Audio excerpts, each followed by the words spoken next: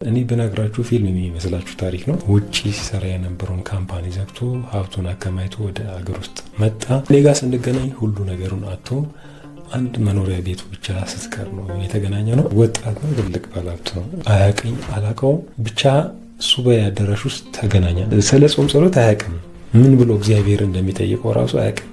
ሰው ሰው አይወጣምና ሲጋራ ያጭሳል። ጓደኝነትስ ማለት ምን ማለት ነው የሚለውን በእኔ ህይወት እያስተማረ ብዙ ተጋድሎችን እየፈጸመ አሁን ያለው ካናዳ ውስጥ ነው። ለሰማዕቷ ያለው ፍቅር እጅግ በጣም ከባድ ነው። ብቻ ከባባድ የመንፈስ ስራዎች ይሰራበት ነበረ። ለሰማዕቷ ትልቅ መሰረት እንዲጥል ተመረጠ። ሰላም እንዴት ናችሁ? ውድ የተወደዳችሁ የሄዙፕ ሚዲያ ተከታታዮች ሰላምና ፍቅር በያላችሁበት ይብዛላችሁ። ዛሬ እንግዲህ ለ15 ዓመት የቆየውን እውነተኛ ጓደኝነት የመንፈስ ደግሞ እውነተኛ ወንድምነትን የምናይበት የራስ የሆነ ታሪክን ማጫወታችሁ ፕሮግራም ይሆናል። እስከ ዝግጅቱ ፍጻሜ አብራችሁ እንድትሆኑ በእግዚአብሔር ስም አሳስባችኋለሁ። ሰብስክራይብ ያላረጋችሁ ሰብስክራይብ አድርጉ። ያደረጋችሁ እግዚአብሔር ያክብርልኝ፣ ከልቤ ነው የማመሰግነው። ወደፊት እንግዲህ በፊልሞች፣ በተከታታይ ድራማዎች፣ በተለያዩ ነገሮች የምንመጣ ይሆናል። ለጊዜው ነው እንግዲህ እናንተ ጋር ለመቆየት ስክሪፕቶች እየተዘጋጁ ነው ያሉት። እነሱ እስኪደርሱ ድረስ እንደዚህ አይነት ታሪኮችን እንዲሁም ታሪክ ያላቸውን እህት ወንድሞችን ስፔሻሊ አብዛኞቻችን በሰንበት ተማሪ ውስጥ ህይወት ነው ያሳለፍነው እና በአሁን ባለንበት ህይወት ምን አይነት ህይወት ነው ያለ ነው፣ እንዴት ይመስላል ህይወት፣ ከእግዚአብሔር ጋር ትላንት የነበረ ዛሬ ያለንስ ምን ይመስላል ስለሚሉ ሀሳቦች ላይ በዚህ ሚዲያ ላይ እንደ እግዚአብሔር ፍቃድ የምናወራ ይሆናል። ከእግዚአብሔር ጋር ሆነን ዛሬ ምን አተናል፣ ከእግዚአብሔር ቤት በመራቃችን ምን ስሜት አለ፣ ምን አይነት ህይወት ነው የምንኖረው የሚለውን የምናይ ይሆናል። ይህ የጓደኝነት እንዴት ተፈጠረ አመጣጡና ስለነበረን ቆይታ ብዙ መከራን አሳልፈው ተንገላቶ በስደት ካሻገረ ካለፈ በኋላ የስደት ታሪኩ ራሱ ቢያወራው ብዬ ነው። ወደ ኢትዮጵያ ሲመጣ ሰርቼ ይላወጣለሁ በማለት ውጪ ሲሰራ የነበረውን ካምፓኒ ዘግቶ ሀብቱን አከማይቶ ወደ አገር ውስጥ መጣ። ወደ አገር ውስጥ ሲመጣ ብዙ ነገሮች ነው ኢንቨስት ያደረገው። ሆቴል ነበረው፣ ካምፓኒ ነበረው፣ የከብት እርባታዎች ነበሩት፣ ወፍጮ ቤቶች ነበሩት፣ ብዙ መኪናዎችን ገዝቶ ነበር። ብቻ ትልቅ ባለሀብት ነው፣ ወጣት ነው፣ ትልቅ ባለሀብት ነው። ማንነቱን አይወደውም። በጣም ደክሞ ለፍቶ ብዙ ዋጋ ሰርቶ ነው ያገኘውና የሚሰራው ስራ ደግሞ እጅግ በጣም ከባድ ነው። የጉልበት ስራ ነው የሚሰራው። ወጣትነቱን ከባድ የሚባለውን እድሜ ስራው ላይ ጉልበቱን ኢንቨስት በማድረግ ነው ይህንን ገንዘብ አከማችቶ የመጣውና ያ ገንዘብ እንግዲህ በሰዎች እጅ ነው ሊጠፋበት ሊያልቅበት የቻለው። እኔ ጋር ስንገናኝ ሁሉ ነገሩን አጥቶ አንድ መኖሪያ ቤቱ ብቻ ስትቀር ነው የተገናኘ ነው። ምናልባት የእግዚአብሔርን ፍቅር ቢያቅ በእግዚአብሔር በቤተ መቅደሱ ወይ ደግሞ በቤተ ክርስቲያን አካባቢ ቢያድግና ቢኖር ምናልባት ስሜቱን ሄዶ ለእግዚአብሔር አልቅሶ አምሮ የነግረው ይሆን አናውቅም። ግን እነዚህ ስሜቶች ሁሉ አልነበሩትም ነበር። እነዚህን ነገሮች ሁሉ አያውቅም ነበር። ግን ቁጭት፣ ንዴት፣ ጥሩ አለመሆን፣ መጥፎ ስሜት ብቻ ነው የሚሰማውና ንዴቱና ስሜቱን መቆጣጠር ስለማያቅተው ከባድ የሲጋራ የማጨስ ሱስ ነበረበት። ላይ በላዩ ነው የሚያጨሰው። እንዴት የተሰበረ ልብን አገኘ የሚለውን እምና ይሆናል ማለት። እግዚአብሔር ለምን ዓላማ ለምን ነገር እንዳዘጋጀው አያውቅም። በአጋጣሚ ሆኖ ከተማ ውስጥ እንግዲህ ወክ እያደረገ እያለ አንዲት ሴት ታማ አዙራት ስትወድቅ ደግፎ ያነሳትና አይዞች ብሎ አጽናንቷት ውሃ ገዝቶ አጠጥቷት ወዴት ልትሄጂ ነው እህቴ ምናምን ሲላት ወደ ይርጋለም ቅድስት አርሴማ ልሄድ ነው፣ ወደ ጸበል ልገባ ሱባኤ ልገባ ብላ ትለዋለች። እንግዲህ ሰማዕቷ ማቱን አያውቅም። ስለ ቤተክርስቲያን ስለ ገዳማትም ብዙ ኢንፎርሜሽን የለውም፣ እውቀቱ የለውም።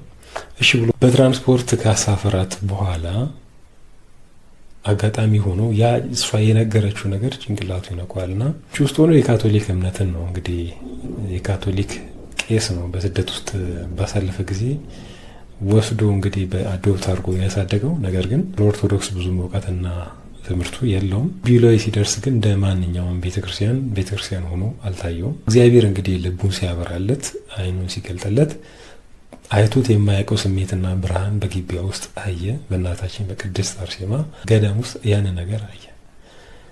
ከዛ እየተሳለመ ጸሎት አደረገ። ተመልሶ ትንሽ ቆየት ካለ በኋላ ሄደ።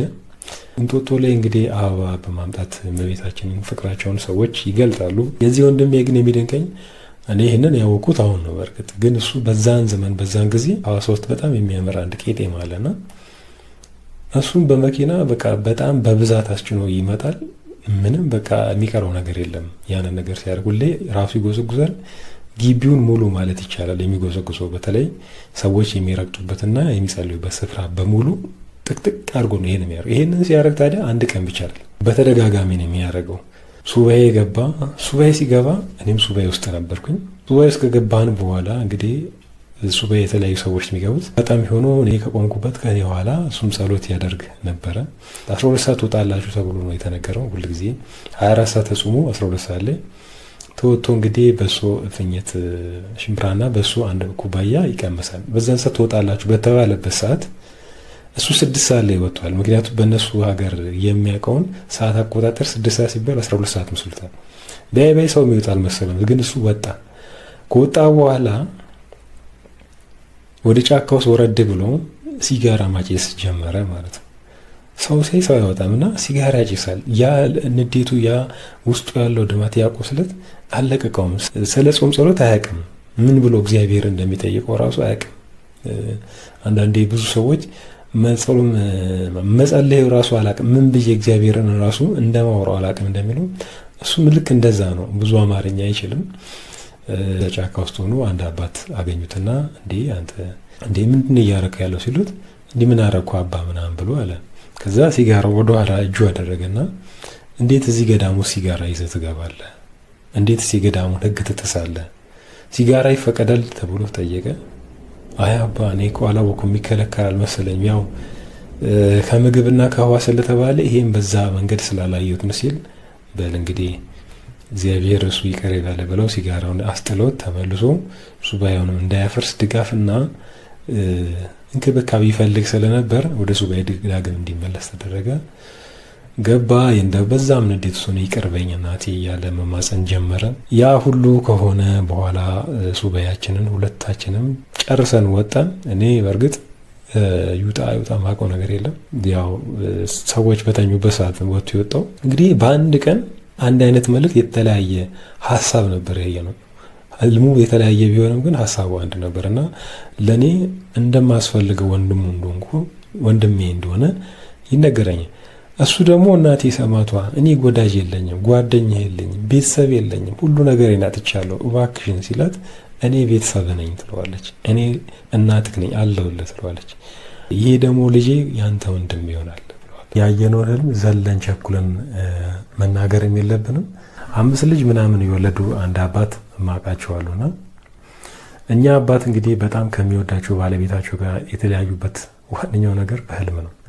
በህልማቸው እንግዲህ ከሌላ ሴት ጋር ስትወሰልት አይቻታለሁ ብሎ ነበርና እዛ ተጣልተው ካለፉ በኋላ ያቺ ባለቤታቸው እንግዲህ ከቆይታ በኋላ ህይወቷ አለፈ። ያው የሚያሳዝን ታሪክ ነው። ግን እሳቸው ግን ያው ይጸጽታችኋል ብዬ ተስፋ አደርጋለሁ። ግን ያው ስለሚደንቀን ህልም ላይ ጥንቃቄ ያስፈልጋል። እንደዚህ አይነት ነገር ስለሚፈተን ባል ከሚስቱ ሚስት እንደዚህ አይነት ነገሮች ህልሞች ይመጣሉ። ግን መኮራረፍ ያስፈልጋል። አንዳንዴ ስሜታዊ የሚኮነ በጣም በፍቅር ተኝቶ አድረው ጠዋት ሲነጋ ተኮራርፈው የሚተያዩ ባለትዳሮች አሉና መረጃዎች በተለይ ገዳም ውስጥ ያለው በሰፊው ሰማ ነበርና ህልም ላይ ጥንቃቄ አድርጉ። ያው አሁን ትንሽ ቀንሷል ብዬ አምናለሁ። ግን የሆነ ሳለ በተለይ ሰማዕቷ እናታችን ስሟ እየተስፋፋ ታምራቷ እየበዛ በመጣበት ሰዓት አንቺ ሚስቴ ነሽ አንተ ባሌ ነህ የሚሉ ሀሳቦች በጣም እየበዙ ነበሩና አወዛጋቢ ነበሩ። እንግዲህ እናታችን ሰማዕቷ በዚህ ጉዳይ ላይ እሷ ጣልቃ ገብነት በሌለችበት አንዳንዱ ተሳክቶለት የሰመረለት ሊሆን ይችላል። ግን አብዛኛው ግን ስህተት በሆኑ አስተሳሰብ ስህተት በሆኑ መንገድ በመቸኮል ሰማዕቷ ልክ እንደምታገናኝ አይነት አድርጎ የሚወሰዱ መልእክቶች ሀሳቦች ነበሩ። የሰው ሚስት ለሄዳችሁ ሚስቴ ነሽ ብላችሁ ሙጭጭ አትበሉ። የሰው ባል አይታችሁ አንተ የሌላ ብትሆንም የኔ ነህ ብላችሁ ለማለያየት አትሞክሩ። ጥንቃቄ አድርጉ። ከእግዚአብሔር ጋር እንደዚህ አይነት ነገር አይሰራም። እግዚአብሔር የተጣመሩትን አያለያይም። ሰዎች በስጋ በስተት ተጣምረው ራሱ ከሆነ በራሳቸው ሰዓት ይለያያሉ። ነገር ግን እግዚአብሔር ያጣመረው እውነተኛ ከሆነ ማንም ሊነጥላቸው አይችሉም። የእናንተ የሆነ የተማያደባችሁ ይመጣል። ጸልዩ፣ ጠንክሩ። ሰው ለትዳር ብቻ አይደለም ጸሎት ማድረግ ያለበት፣ ለጓደኛ መጸለይ ያለበት። ሰው ብልጥ ሆነ ሰው ለሰው መጸለይም አለበት። እግዚአብሔር በእርግጥ ሰዎችን ያገናኛል፣ ግን አንዳንዴ ጊዜ መጠበቅ ጊዜ መስጠት የሚገቡን ሀሳቦችና ጉዳዮች ነበሩ። እንዲህ አይነት ህልም አይቻለሁ ብሎ ዳይሬክት ቀጥታ መጥቶ ወንድሜን አላለኝም። እኔም እንዲህ አይነት ህልም አይቻለሁ የእናቴ ልጅ ዘልዬ አልተጠመጠምኩበትም ማለት ነው። ነገሮች በሰከን ባሉ መንገድ ጊዜ ተሰጥቷቸው ድጋሚ ተማጽኖ ኖሮት መረጋጋት ያስፈልጋል። በህይወታችን ውስጥ እኔም ሆነ እሱ ብዙ ወንድሞችን ብዙ ጓደኞችን ኖሮን አይተኗል፣ አተናልም። ያ ነገሮች አሉ። ከኔ በተሻለ ግን እሱ ብዙ ነገሮችን ያጣ ስለሆነ ለነገሮች ሁሉ አይቸኩልም፣ ይረጋጋ ነበር፣ ይጠብቅ ነበር፣ ፍራቻ ነበረው፣ ሰውን ብዙ አያምንም ነበርና እግዚአብሔር የምናምነውን ሰው ሲሰጠን እረፍት አለው። እግዚአብሔር የምናምነውን ሰው ሲሰጠን ጭቅጭቅ የለውም። ብዙ ጊዜ አሁን በፍቅር ህይወት ውስጥ ለምሳሌ ሰዎች ይጨቃጭቃሉ፣ ይጣላሉና ድብድብና ጸብ የበዛበት ህይወት የፍቅር ነው ይባላል። ያው እኔ በዚህ አስተሳሰብ ባላምንበትም ግን ትክክለኛ እግዚአብሔር የባረከውና ሰላምና ፍቅር የበዛበት ትዳር ያን ያህል ንትርክ አለው ብዬ አላስብም። ጤናማ መሆን አለበት መግባባት፣ ጓደኝነት ራሱ ጤናማ መሆን አለበት፣ ፍቅርም ጤናማ መሆን አለበት እና ጸብ አልፎ አልፎ አለመግባባቶች ሊፈጠር ይችላል። ግን አንዳንዴ ኤክሰስ የበዙ አሉ፣ የሚያሰለቹ አሉና እጅች የሚሉና እንደዚያ ነገሮች ሲበዙ ይሄ ታግሎ ሞቶ ራስን አቶ ከፍቶ ጠቁሮ ምናምን በተለያየ ነገር አልፎ ይሄ ፍቅር ነው ማለት ይሄ ፍቅር አይደለም። ይሄ በፍጹም ፍቅር ነው ብዬ እኔ አላምንም እና አንዳንዴ ከእግዚአብሔር ጋር ፍቅር ማለት ጉልበት ነው፣ ኃይል ነው ሊሆነን የሚገባው እንጂ እኛ ሊያዳግም ይገባል ብዬ አላስብም እና በህይወታችን ውስጥ ትክክለኛ ሰው ማግኘት ሰላም አለው። እግዚአብሔር ሰላማዊ አምላክ ስለሆነ ለእኛ ሰላም ያለው፣ ሴጣን ነው ሰላም ስለሌለው ሰላማችንን የሚነሳውና እግዚአብሔር አምላክ አሁንም ሰላማዊ ነገሮችን ያደርግልን እላለሁ። ሰላም በዚህ በኩል ያላገኘ ሰላሙን ይስጠን፣ መረጋጋትን ይስጠን፣ ከጥርጥር ያውጣን፣ ከመጨነቅ ያውጣን። ለምን እንቅልፍ እንጣ? ለምን እንጨነቅ?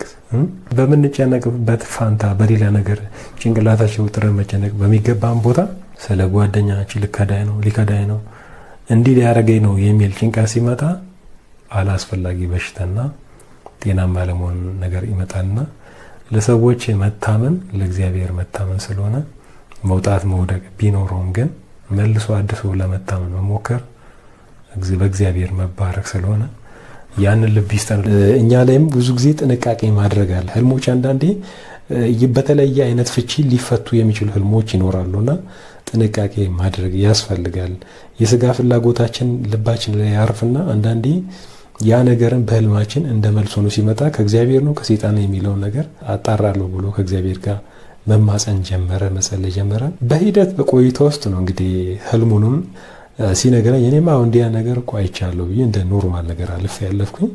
ግን በጣም ለሱ ትልቅ ህልም እንደሆነና ትልቅ ቦታ እንደሚሰጥ ተነገረ። በዚህ ህይወት ውስጥ እያለን በአገልግሎት ውስጥ እናታችን ጋር ቆየን፣ ብዙ ነገር አደረግን። ሲከፋንም ሲለማንም ያው ገዳሙ ሲኖር አንዳንዴ ደስታ ብቻ አይደለም መከፋትም አለ፣ እርስ በርስ አለመግባባትም አለ፣ ከባድ ፈተና አለ። ክርስቶስ በነበረበት ሰዓትም ከሐዋርያቶች ጋር እጅግ በጣም ከባድ ፈተና ነበር። ሐዋርያቶች ይፈተኑ ነበር። ዛሬ ላይም ቤተክርስቲያን ላይ የተለያዩ ችግሮች ይነሳሉ፣ የተለያዩ ሀሳቦች ይነሳሉ። እውቀትና መሰረታዊ ግንዛቤ ለሌለው ሰው ዘሎ ወጥቶ ወደ ሌላ እምነት ውስጥ ነው እንዲገባ የሚያደርገው። ነገር ግን እነዚህ ነገሮች በማስተዋል የሚያስብ ሰው ከሆነ ግን ከቅድስት ቤተክርስቲያን ቅጥር ውስጥ መውጣት አይችልም ማለት ቢከፋውም ቢለማውም። ስለዚህ ያ ነገር ስላለ እንደዚያ ነገሮች ነበሩ። ያ አለፈ ሆነ። ከጊዜያት በኋላ እንግዲህ እናወራለን ስለ ወደፊት ምኞታችን፣ ስለ ወደፊት ፍላጎታችን እናወራለን። እግዚአብሔርን እንዴት ማገልገል ይቻላል፣ እግዚአብሔርን እንዴት ደስ ማሰኘት ይቻላል የሚለው ነገር እስከ እርጅና ነው ወሬያችን። በእርግጥ የኔና እሱ በስጋ እስከ እርጅና፣ ከእርጅና በኋላ ደግሞ እግዚአብሔር በፈቀደው እስከ ዘላለማዊ ሕይወት እንዴት እግዚአብሔርን ጋር መሆን ይችላል። ለሰማዕቷ ያለው ፍቅር እጅግ በጣም ከባድ ነው። ሁለታችንም አንድ ተመሳሳይ ቦታ ነበር አጥብቀን የምንጸልይበት የምናነባበትና በአጋጣሚ ሆኖ ህንጻ ቤት መቃኞ ቤቱ ሲፈርስ ያቺ ታሪካዊ ቦታችን ፈረሰች። ለእኛ ትልቅ ትውስታና ታሪክ ያለችንና የከፋውን ቅር ያለውን ነገሮች ሁሉ ያማክረኝ ነበረ። በዛን ሰዓት እንግዲህ ገንዘብ የለውም፣ እጁ ላይ በቂ ገንዘብ የለውም። ሊሸጥለት ያልቻለ እሱን ሸጦ ከሀገር ውስጥ ወጥቶ ዳግም ራሱ ተነስቶ ለማንሰራራት ያ ያጣውን ገንዘብ ለማግኘት ይህንን ቤት ሸጦ ተስፋ ያደርግ ነበር። ቤቱን በተለያየ ጊዜ ለመሸጥ ሞከረ፣ ሊሆን አልቻለም። ብቻ ከባባድ የመንፈስ ስራዎች ይሰራበት ነበረ። በጸሎት እየታገለ ምን እያለ ቆየ። በስተመጨረሻ ላይ እንግዲህ በማይሆን ዋጋ ያን የሚያክል ትልቅ መሬት ውድ የሆነ ሆቴል ነበረው፣ በርካሽ ብር ሸጠ። ያንን ሸጦ ግን ለእናታችን ለቅድስት አርሴማ ለእናቱ እሷ ትልቅ ነገር እንዲያደርግ ሰማዕቷ ፈቀደችለት። ያንን ነገር እሱና እኔ እንዲሁም ሌሎች ገዳም ውስጥ ያሉ ወንድሞች የሚያውቁትን ጉዳይ ያንን ፈጽሞ ሄደ።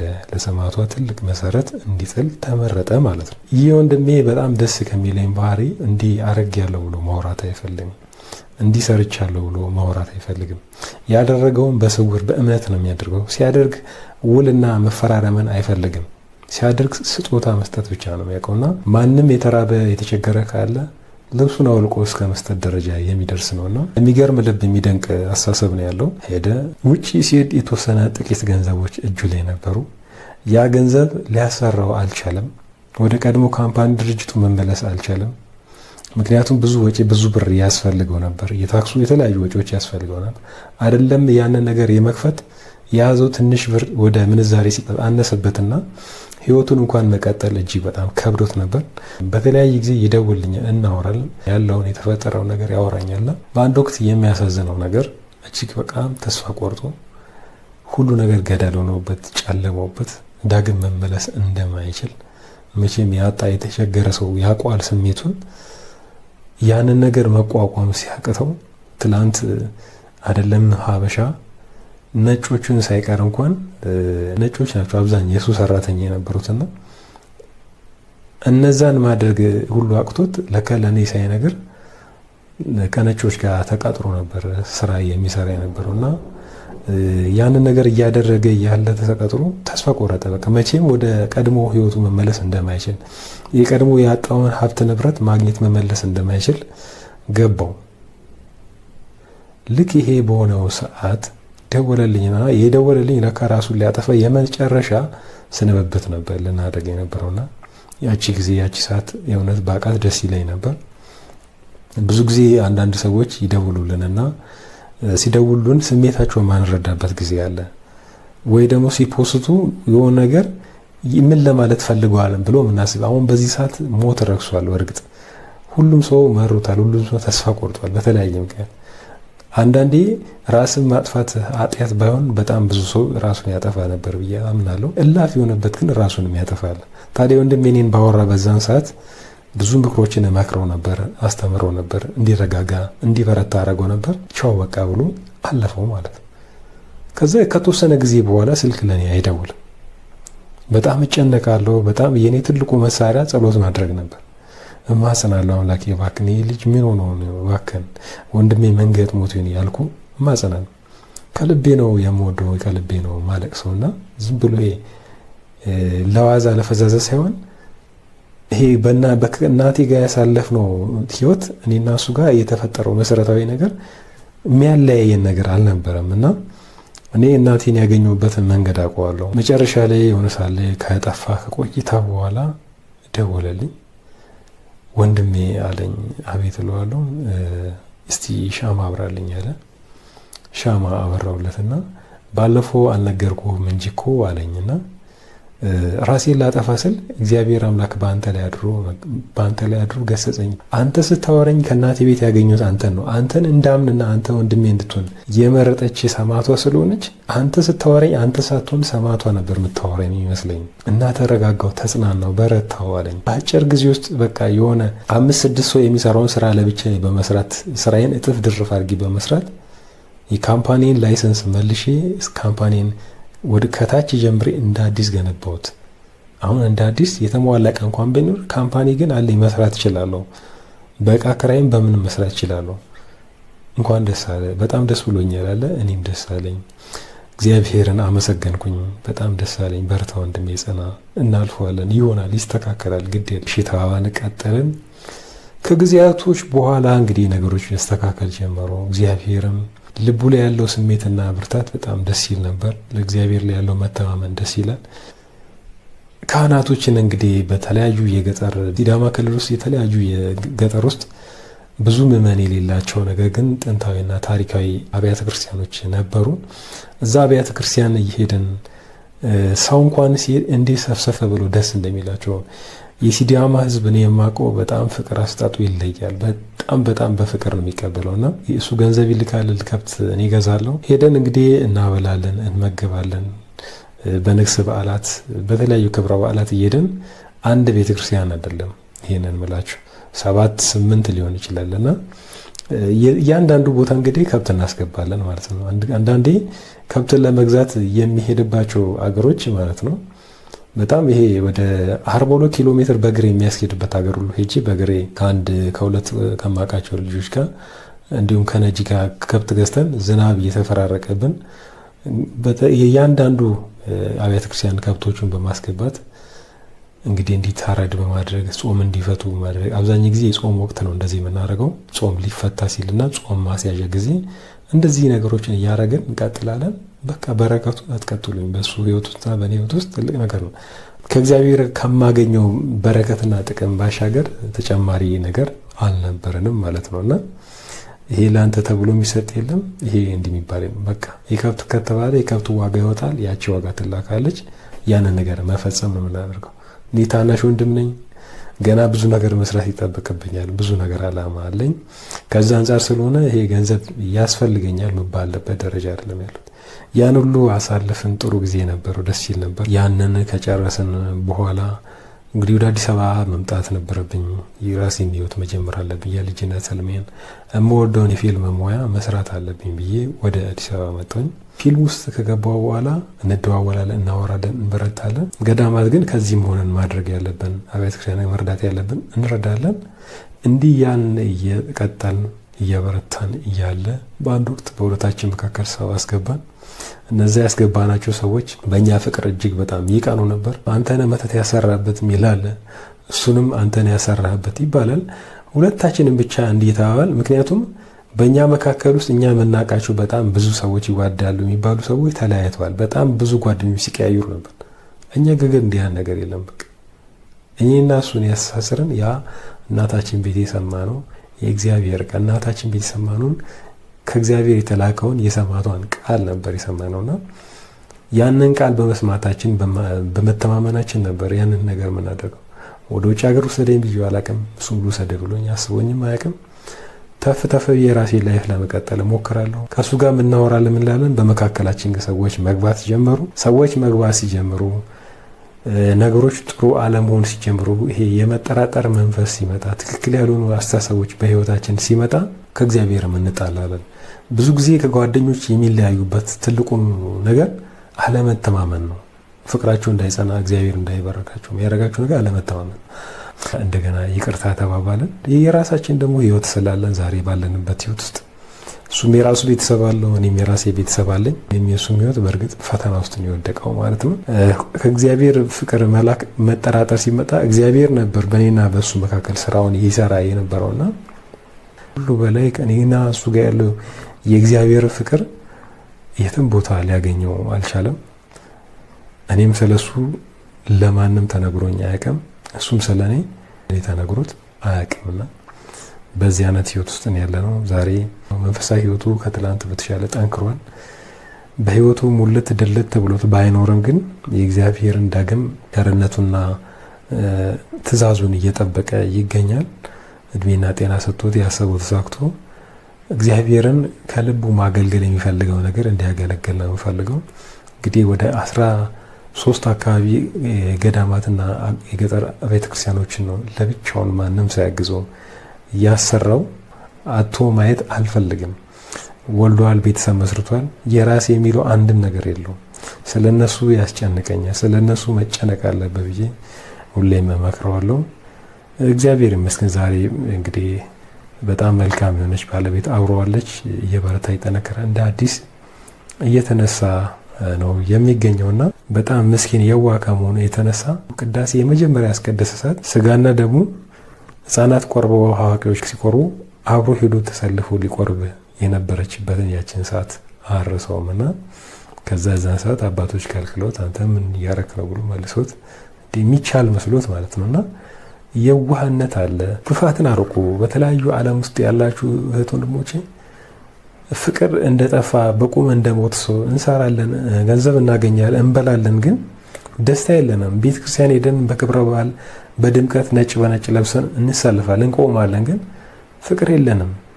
ያው መቼም ልብና ኩላሊትን የሚያውቅ መድኃኔዓለም ኢየሱስ ክርስቶስ እሱ አንድነታችን እሱ ያውቃል በማለት ነው። ግን አንድ ብንሆን አስባችሁታል? አንድ አይነት ፍቅር ቢኖረን ብንተሳስብ፣ ብንዋደድ የእውነት መከባበራችን የፍቅር ቢሆን የፍራቻ ሳይሆን እከሌ ምን ይለኛል እከሌ ምን ትለኛለች ሳይሆን ከልብ የማክበር ቢሆን ኖሮ እግዚአብሔር አምላክ ዛሬም የሚደርስብን መከራ ባልደረሰብን እላለሁ፣ ፈተና ባልመጣብን ብዬ እላለሁ።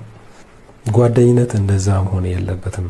ስለ ጓደኛችን ልንታመን ሊሰማን ይገባልና ከጓደኝነት ባሻገር ወንድምነት ስለሆነ ትልቅ ነገር ነው። የቀላል ነገር ነው፣ ጸጋ ነው። እውነተኛ ወዳጅን ማግኘት፣ እውነተኛ ጓደኝነትን ማግኘት የታደለ ሰው ነው ያላችሁ። እግዚአብሔር ይባርክላችሁ።